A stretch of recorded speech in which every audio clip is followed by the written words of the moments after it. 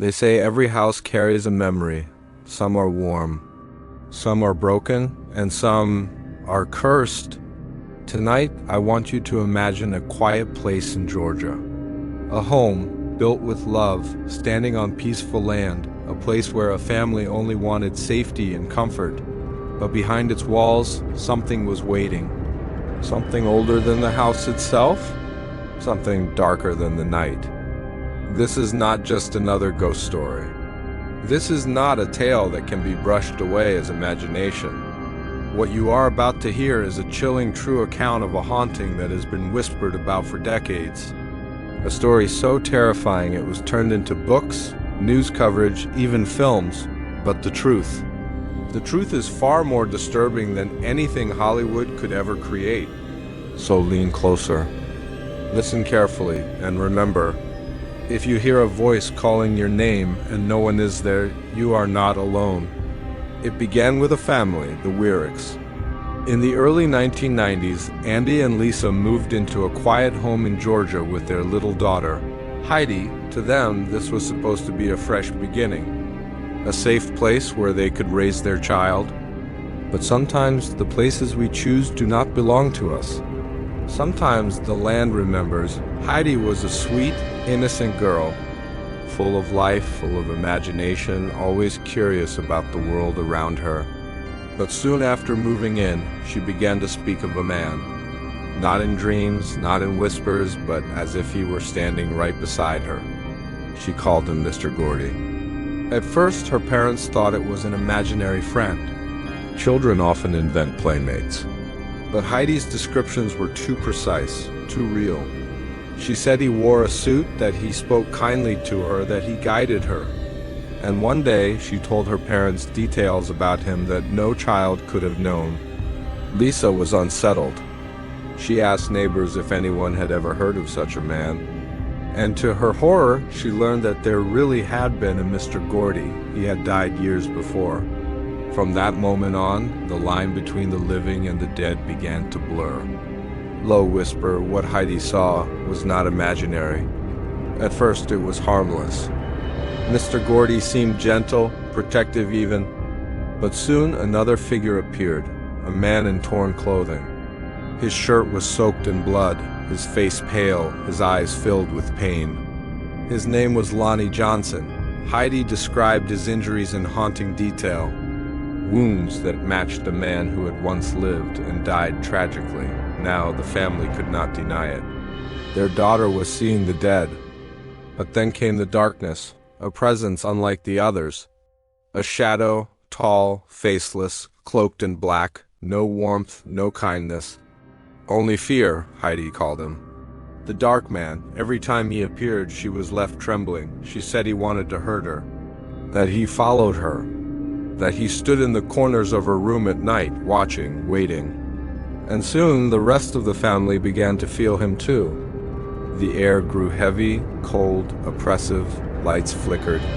Strange noises filled the halls. The family was no longer alone in their home. Something had claimed it. Something wanted them. As days turned into weeks, the Wyrick family began to realize they were living in a nightmare that had no end. The strange encounters were no longer limited to little Heidi. Her mother Lisa started to feel uneasy every time the sun went down. She would hear footsteps moving across the wooden floor, slow and deliberate, even when Andy was at work and Heidi was asleep. Sometimes she swore she could hear breathing behind her, soft and ragged, as if something stood inches away, watching, waiting. One night, Lisa woke to the sound of Heidi crying. She rushed into her daughter's room, expecting to find her tangled in sheets or shaken by a bad dream. But instead, she froze in horror. Heidi was pointing toward the corner of the room. And though Lisa wanted to believe it was empty, she could not ignore the heavy weight pressing down on her chest, the icy chill that filled the air, the undeniable sense that someone else was there. Heidi whispered, her voice trembling, "Mommy." The dark man is here. Lisa could not see him, not fully, but the shadow that clung to the corner seemed too thick, too heavy, darker than the darkness around it. She pulled Heidi close, whispering that everything would be all right, though she did not believe her own words. The next morning, Lisa tried to dismiss it as imagination, but then something happened that she could never explain away. As Heidi played outside, she suddenly screamed. Andy rushed to her side and found her clutching her arm.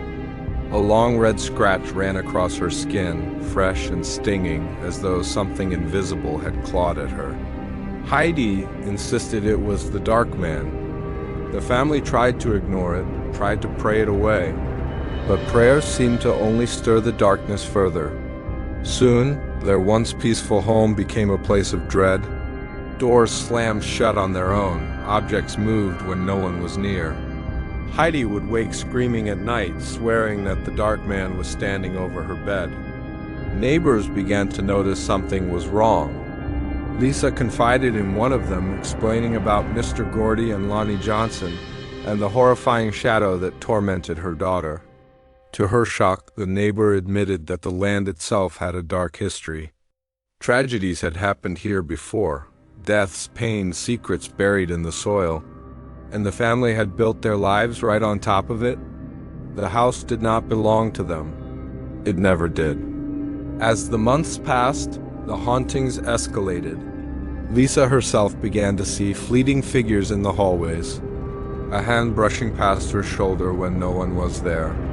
A whisper of her name carried on the wind inside her own living room. Andy, too, felt the crushing weight of the unseen. Once, as he prepared for bed, he felt the mattress sink beside him, as though someone had sat down. But when he turned, there was no one, only the faint smell of rot in the air. But the worst of it always returned to Heidi, the little girl who never asked to see these things, who never invited them in. She would cry out in terror, describing the dark man with growing detail, his towering figure, the way his face shifted like smoke, the hatred that poured from him. She said he whispered to her, telling her things no child should ever hear. Lisa began to fear for her daughter's life. What do you do when your child is haunted? When the very walls of your home are no longer safe? When every shadow holds a threat? The Wyricks were not alone. Paranormal investigators soon learned of their torment, and as the world outside discovered their story, whispers spread. Was this house in Georgia merely haunted, or was it cursed? Was the dark man a restless spirit, or something far more sinister? The answer, as the family would learn, was far more terrifying than they could ever imagine. The Wyrick family tried to convince themselves that this was just a haunting, that maybe Mr. Gordy and Lonnie Johnson were lost souls lingering near the child they had chosen to protect. But deep down, Lisa knew the truth. This was not just about the dead reaching for the living. Something darker had noticed Heidi, something that fed on fear. The dark man, his appearances grew stronger with each passing week. Heidi described him with dreadful consistency, the long coat that seemed to drag across the floor without sound, the brim of a hat that cast a shadow where his face should be, and the endless blackness that swallowed any light near him. She said he no longer stood in corners. Now he walked closer. Sometimes he leaned over her bed. Sometimes she swore she could feel his icy hand on her arm, pinning her down as she struggled to breathe. Lisa began to notice changes in Heidi. The once bright child grew quiet, withdrawn, as if the weight of this nightmare pressed down on her little shoulders. She stopped playing outside. She refused to go to her room alone. And at night, she would plead with her mother not to turn off the lights. Andy tried to stay strong, but even he was shaken. Once, while fixing something in the basement, he caught a glimpse of a shadow moving against the far wall. At first, he thought it was a trick of the light until it grew taller, wider, stretching across the cement until it towered over him. Andy stumbled back, but the shadow did not vanish. It only seemed to lean forward as though it were stepping out of the wall. Terrified, Andy ran upstairs, refusing to return to the basement alone. The family could no longer pretend. The dark man was real, and he wanted Heidi. Lisa reached out for help. She contacted investigators hoping for answers for someone to believe them. When the team arrived, cameras and recorders in hand, they expected the usual creaks, whispers, maybe a flicker of movement. But what they found was far more sinister. The house seemed to breathe. Their equipment malfunctioned. Batteries drained instantly. On several recordings, a deep, growling voice appeared, even though no one had spoken. It was not the voice of Mr. Gordy, not Lonnie Johnson. This was something else. Something inhuman. One investigator claimed he saw it with his own eyes. A dark figure standing in the hallway, taller than any man, watching them with burning hatred. He described it exactly as Heidi had. And when he tried to confront it, the shadow simply dissolved into the wall, leaving behind the stench of sulfur. The investigators left shaken, warning the Wyricks that this was no ordinary haunting. They believed a demonic presence had attached itself to the family, using the child as its target. And once such a thing chooses a victim, it rarely lets go. Lisa felt despair sink into her heart. How could she protect her daughter from something she could not touch, could not fight, could not even see? Night after night, she held Heidi close as the little girl whimpered in fear, staring at corners where her mother saw nothing. But Lisa could feel it too, the heaviness, the chill, the crawling sensation on her skin. And then, the dreams began. Heidi would wake screaming, describing visions of fire, of shadows surrounding her, of voices chanting in the darkness. Sometimes, she said, the dark man whispered her name over and over, promising to take her away. One night, Lisa herself dreamed of the man. She saw him standing at the foot of her bed, his face hidden, his body looming. She could not move, could not scream. As the shadow leaned closer and closer until she could feel his breath, cold and sharp, against her ear. She woke gasping, only to find the imprint of a hand pressed into the sheets beside her. The family was breaking apart. Their home, once meant to be a place of love, had become a prison of terror. Friends stopped visiting, neighbors whispered, and still the dark man lingered. The question was no longer if the Wyricks were haunted. The question was how long they could survive. The nights in the Wyrick home grew longer. Each hour passed with the weight of dread pressing down on the family. They barely slept. Heidi would often cry until exhaustion claimed her, clinging to her mother's arms as if letting go meant being dragged into the shadows. Lisa tried to soothe her, whispering lullabies, prayers, promises. But the truth was, she too felt the fear gnawing at her. The dark man no longer hid in corners. He was bold now, stepping into the family's reality in ways that could not be ignored. One evening, Lisa was folding laundry when she heard a voice. A man's voice, low and gravelly, speaking her daughter's name. Slowly she turned, expecting to see Andy, but she was alone. The voice came again, this time from the hallway. She dropped the basket and rushed toward Heidi's room, only to find her daughter sitting stiffly on the bed, her eyes wide, staring at something Lisa could not see. When Lisa asked what was wrong, Heidi's voice broke. "He says he wants me, Mommy. He says I belong to him." Lisa's heart pounded in her chest. She pulled Heidi close, rocking her, but the air in the room felt so cold, so suffocating, as if something invisible was wrapping around them both.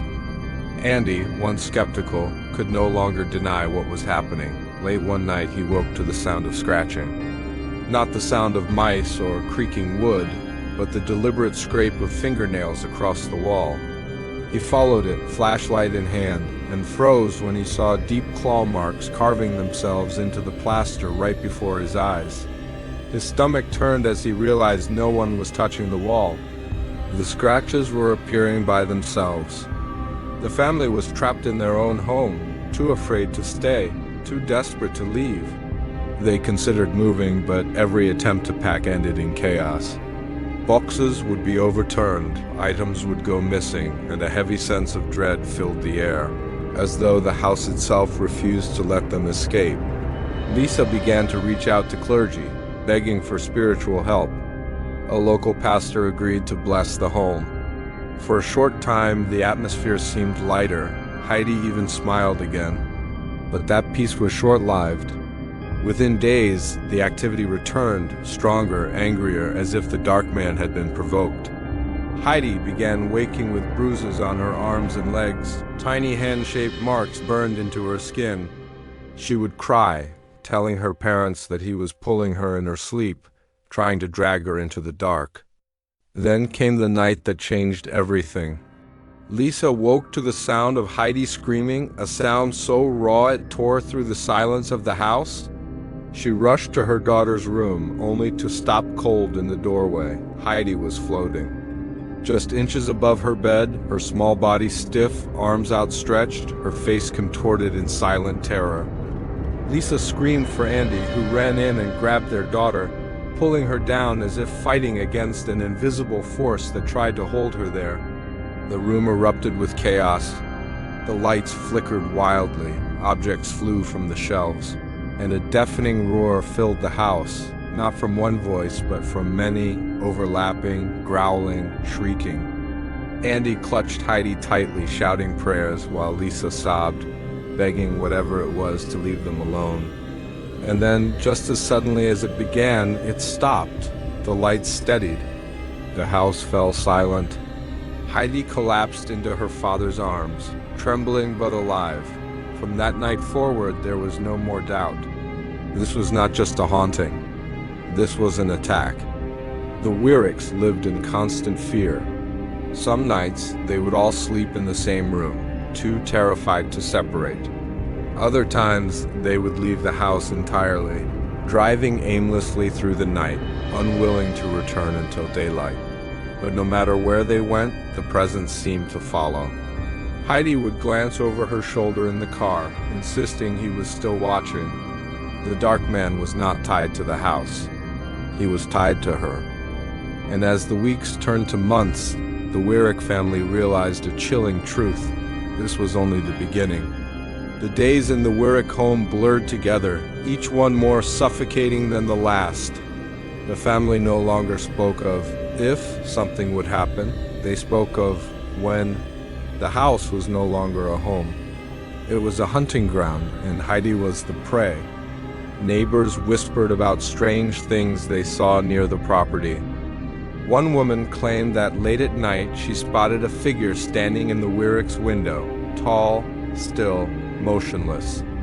But the family was not home. Another neighbor swore she saw Heidi playing outside with an old man, but when she called out to her, the figure vanished into thin air, leaving Heidi standing alone in the yard. The Wyricks were collapsing under the weight of the unexplainable. Lisa grew pale, her eyes heavy with exhaustion.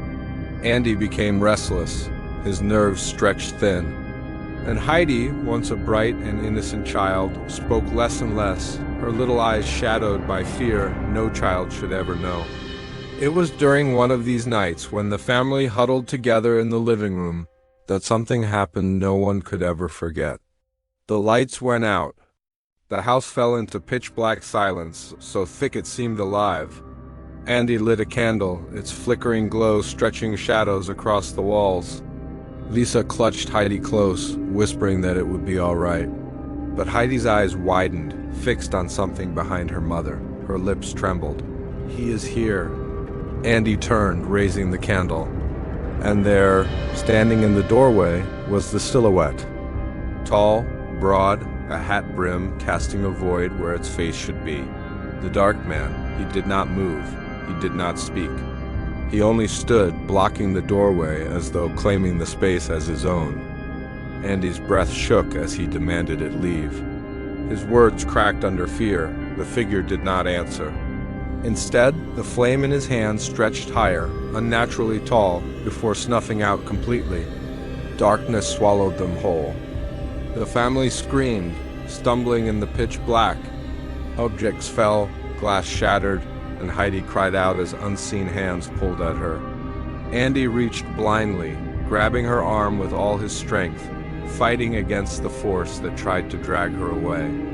Lisa shouted prayers into the void, tears streaming down her face, her voice breaking under desperation, and then silence. When Andy struck a match and lit another candle, the dark man was gone. But deep, fresh scratches marred the walls, carved into the wood as if with claws. The family knew this was not just haunting anymore. This was possession of space, of spirit, of flesh. They were fighting something ancient, something that wanted more than fear. It wanted ownership. They reached out again to spiritual leaders, to paranormal experts, to anyone who might help. Some came, some tried, but no one stayed long. The presence was too strong, too hateful. Most left shaken, warning the family that what they faced was not simply a ghost of the dead, but something demonic, something that had been here long before the house, long before the family, something tied to the land itself. The Wyricks faced a horrifying truth. No matter what they did, no matter where they ran, the dark man would not stop. And as time went on, his grip on Heidi only grew stronger. She began to speak in her sleep, words and voices not her own. Guttural, deep, too mature for a child. At first, Lisa thought she was dreaming. But when she leaned close, the words were not dreams. They were threats. She belongs to me. You cannot save her. She is mine. Lisa would shake her awake, sobbing, holding her close. But Heidi only stared at her with wide, terrified eyes, whispering, "Mommy, I cannot make him stop." The family had reached the edge of despair. They were no longer asking for peace, they were begging for survival. The Wyrick family lived in a nightmare without end. Every sunrise brought relief, but every sunset dragged them back into the shadows of something they could not fight. And through it all, Heidi remained at the center. The fragile child caught between the living and the dead, between the natural and the unholy. Lisa tried to keep the family together. She read scripture aloud, she played hymns, she lit candles and begged for protection. But no matter how hard she prayed, the house always seemed to answer her with silence, and then with mocking sounds, laughter that was not a child's laughter. Footsteps in empty halls, a man's voice humming in the dark. One evening, Lisa tucked Heidi into bed. She smoothed her daughter's hair and kissed her forehead, whispering promises she herself no longer believed. As she reached for the light switch, Heidi's small hand caught her wrist. "Do not leave me, Mommy. He is already here." Lisa froze. The room was quiet, too quiet. Slowly, she turned her head. And there, in the corner, the shadow stretched tall and black, wider than the closet door, wider than the window frame.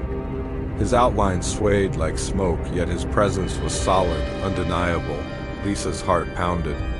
She snatched Heidi from the bed and ran, not daring to look back. That night, Andy called a trusted friend, a man who had studied hauntings for decades. When he came, he listened to their story, his face grim. He told them what no parent should ever have to hear. This is not just a ghost. This is a parasite. It has chosen your daughter, and it will not stop until it takes what it wants. The words broke Lisa's heart. She asked what they could do, but the man only shook his head. You can fight it, you can pray, but once it has marked her, it will always be near. The warnings became real when Heidi began to bear the marks of the dark man's wrath. Scratches appeared on her arms, on her back, on her legs, long, jagged cuts as if from claws. Sometimes they would welt and rise before her parents' eyes, carving themselves into her flesh with invisible hands. Lisa would sob, pressing cold claws against her child's wounds, whispering prayers while Heidi cried, "It hurts, Mommy. Make him stop." And then came the worst night of all. Thunder cracked outside, rain lashed against the windows.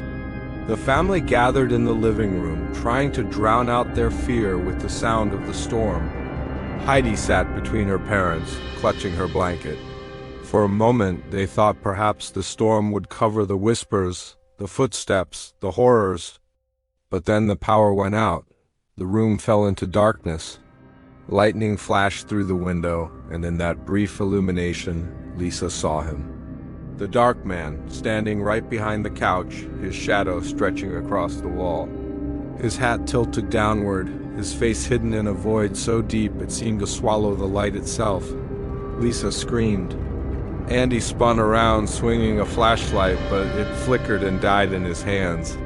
The roar began again, that guttural, bone-deep growl that shook the walls.